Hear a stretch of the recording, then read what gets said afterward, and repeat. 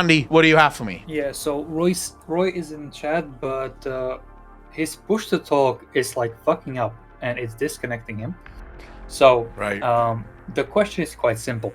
Okay. All of the Windrunner sisters ended up with their spouses being humans. Do you think that this is like an intentional directive thing or a plot coincidence? I was literally thinking about it today and just sort of, because I'm working on a Sylvanas video, the same that I did with Arthas, sort of history look back at the life of Sylvanas. And it was interesting that the Windrunners come from high elf, high society, right? Their parents were very high up, and so were they. They were considered to be part of the hoi polloi of Quel'Thalas. And yet, all three of them decided to go for the human dick, which is kind of interesting, Elven dick just didn't do it for them for some reason. They didn't want it, and I believe it was Sylvanas. Who was it again? Was it Kalthas? It wasn't Kalthas that was interested in Sylvanas. Fuck, what's his name again, Andy? Was it Kalthas? No clue. May have actually been. I don't know if it was Kalthas though. That was actually in love with Sylvanas, but Sylvanas at that point was already kind of after Nathanos' dick. I can't remember now, but I feel like it was the prince. I feel like it was the prince. I could be wrong though. So let's not go too deep into that. There was sort of Sylvanas was also wanted by like one of the leaders, and then she decided she wanted Nathanos instead.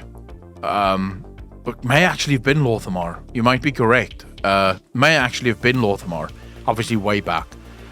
Anyways, fucking diving, like taking a massive detour here. I wonder if it wasn't just by accident. So, in other words, they were trying to write a good story for each of the sisters, and it just so happens that each one of the sisters went for a male, human male, right? Instead of going for a blood elf. It could also just be down to human bias in World of Warcraft, especially with the early WoW.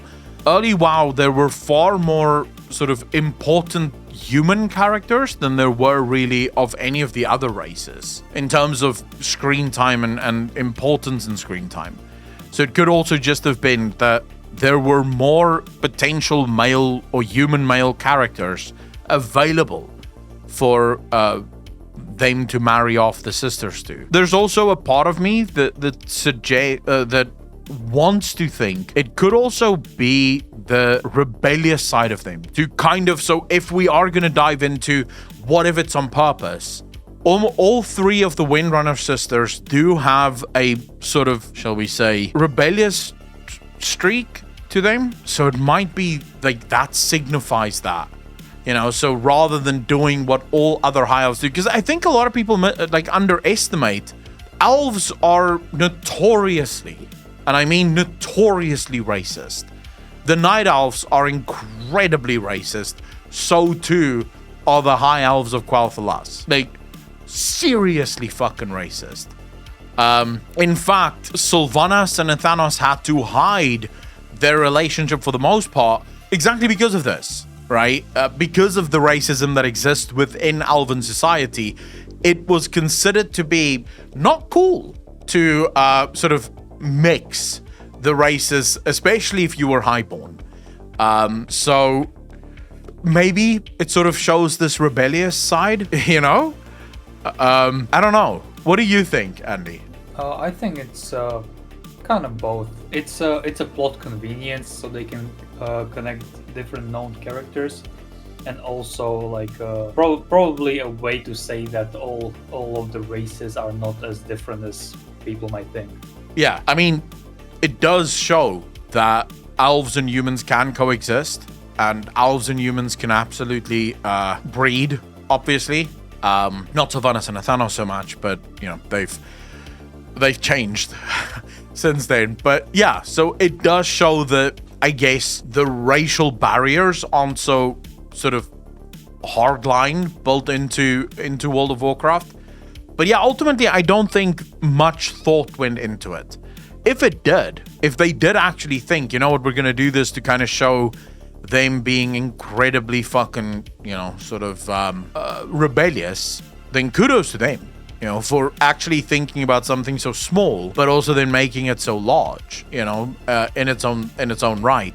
I don't think that's what happened. I genuinely think it was just sort of like, fuck it, we'll just write it and it's just gonna make sense, Does that answer the question, or was there another part of it?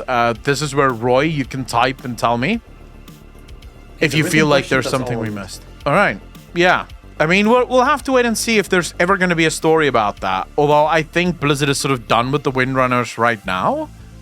Yeah. Evans, that is true. Alleria could be something, but... Sadly, this is... If it was me... So all I can really say is if I were the one writing this, I would write it for that reason. So if I were to decide to give the Windrunner sisters human partners, it would be to highlight the sort of rebellious streak within the Windrunner sisters.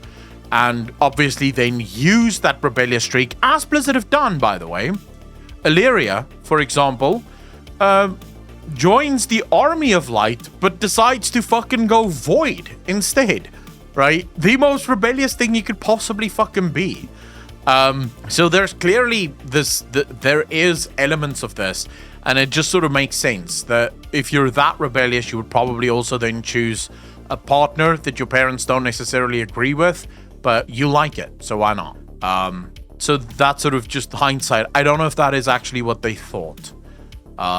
I don't know if that's what went through their minds at the time of doing it. Yeah, Jock, they were just very progressive. That makes sense.